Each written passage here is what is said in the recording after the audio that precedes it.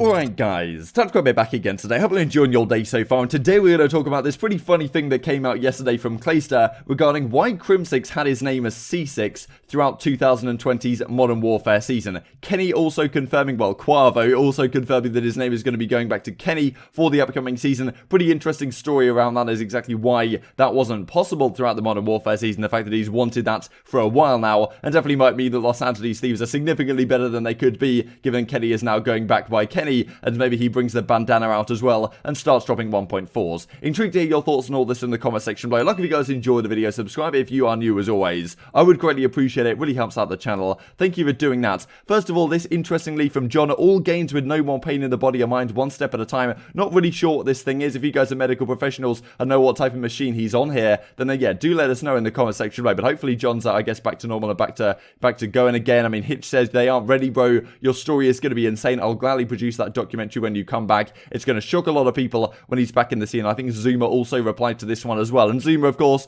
on New York Subliners, they were definitely looking at potentially having John for this upcoming season. But if he's not in the best physical state right now, even if he's potentially going to get signed onto the team, is Hydra just a better option to start? Maybe that is very well the case, but I thought I'd point it out to you guys regardless. This from Atlanta FaZe as well. Welcome Sibilance to Atlanta FaZe as our substitute for the 2021 Call of Duty League season. So pretty interesting to see. Sibilance, of course, a bit of drama with the Atlanta FaZe Academy team last season getting removed because he said something he probably shouldn't have said on stream, but now he's going to be the substitute for their team. Now, this guy is a very, very talented player, and frankly, this is a great move for Atlanta FaZe in the sense that you allow no other teams to get their hands on Sibilance, right? Like, no other team is going to be able to do what New York did with Mac, what Florida did with Awakening, and just like pick up Sibilance throughout the middle of the season. He's already signed to Atlanta FaZe, so you don't have to worry in that sense of him being a potential issue to actually go onto another team and make their team significantly better. At the same time, if you're Sibilance, is this really the right move? Yes, you get the brand associations and you get the opportunity to build up your stream probably even more than it already is. Still a very talented player, can play in the academy side, no problem at all. But I would be somewhat concerned if I was him that you're probably not going to get a spot on the starting team, right? At the end of the day, the team you're a substitute for is Simp, Abizi, Celium, and Arcites. Like, you're not getting a spot on the starting lineup anytime soon, quite honestly. And yeah, it might be a bit of an issue for him, right? In terms of that decision making, the fact that maybe he could have gone elsewhere, maybe gone to another substitute team with more of a possibility to get onto the starting lineup. It's always an interesting question, right? And a guy like Tish, for example, on Los Angeles, on Dallas Empire, of course, last season, was in an interesting spot as well, where he was never going to get in the starting lineup, but he did manage to collect the paycheck.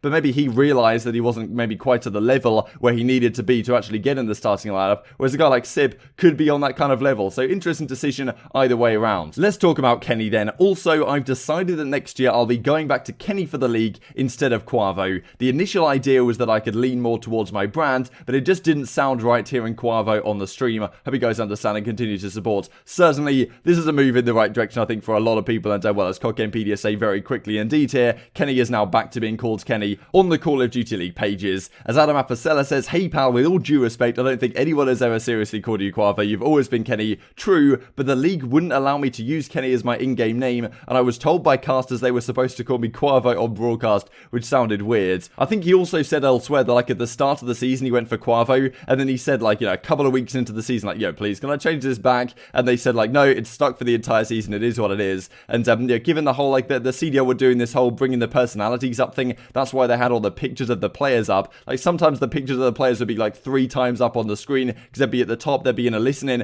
and they'd also be in the bottom right-hand corner of the screen as well. And, they were really pushing that at the start of the season, you guys might remember, not having the scoreboard there, just to have the players' faces and stuff. And, well, definitely seemed like, I imagine, this might be another element of the story, the fact that they were trying to push the personalities in that sense to a new audience. But at the same time, everyone knows Kenny is Kenny. Thankfully, it's going to be back to that this season. The other interesting part about the naming stuff is this then. So Clayster comes out yesterday in this thread talking about the Kenny stuff and says, I guess now the season is over. Porter, that being Ian at Crimsix Porter, specifically made his name C6 so it was smaller and his red name tag was harder to see through smoke, bushes, etc. Now, if this is true, this is like 2 million IQ from Crimsix, because you guys might remember, he was called C6 last season. No one really knew why. Didn't seem like Crimsix was coming out and saying, look, I'm rebranding as C6. No one liked it anyway. Crim is actually such a sick gamer tag to me that C6 is just like super ugly. It went like that, on the Call of Duty Gamepedia website as well, and it started appearing on scoreboards. And the casters, as we looked at with Kenny, were kind of like, do I have to say C6? Can I not say Crimsix like he is the winningest player in Call of Duty history? Certainly a name that you want to be able to say and a brand you want want to be able to represent. But Porter decided to sacrifice that potentially for the opportunity to have C6, a much smaller name,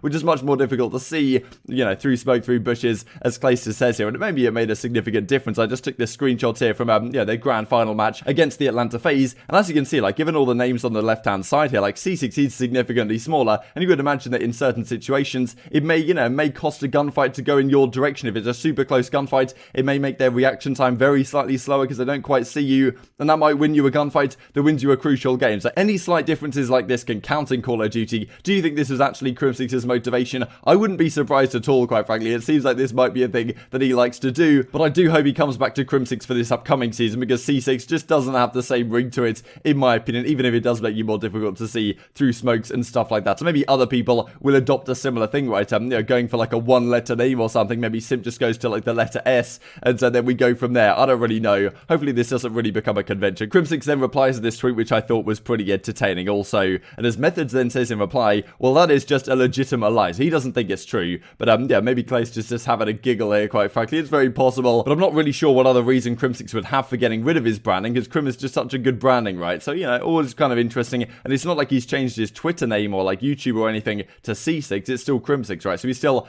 represents, like, still appreciates that branding. But yeah, had his name for the league as C6. So Clayster's explanation does make some degree of sense. As I say, I wonder if other players are going to try and do similar things going forwards. Just to finish off the video, I thought this was pretty interesting from Silly, announcing my new personal coaching and gameplay review service, I imagine for amateur teams. Do you feel like you're hitting a skill gap? I imagine he means like a skill ceiling here, but I'll help you reach your goals and compete competitively, also offering team/group packages. I believe if you go to the website, it's like $75 an hour or something like that, which is pretty steep, but at the end of the day, you set your own price, and anchoring is always a thing in terms of heuristics and biases. Some of the replies to this are kind of entertaining. I mean, of course, Silly is a professional player right now on Los Angeles Guerrillas. Definitely asks the question, does he think his spot is kind of in jeopardy? Does he feel like after this season it might be time to retire? Is he trying to set up an opportunity for a coaching spot on whatever team it could potentially be? And the replies to this were kind of entertaining as well. Methods was kind of, you know, taking the mic to some degree. Nameless says, wow, you are toxic. Tell me what this tweet said right now. I said this is dope, brother. And Silly then replies with this, when Evil Genius is 3-0 up to gaming with Methods on the team to knock them out of the World Championships in top 24. Wow, rent free, he says. And, you know, pretty entertaining stuff on the whole. But yeah, certainly I thought I'd bring this to your guys' attention. Maybe you guys are even interested in getting Silly to give you some tips. Hope you guys enjoyed the video. If you did enjoy it, I'd greatly appreciate a like on the video. Really helps out the YouTube algorithm know you enjoyed this content. Other people like you may enjoy this content as well and help grow the competitive Call of Duty community. Thank you for watching as always. Take care, and I will see you next time.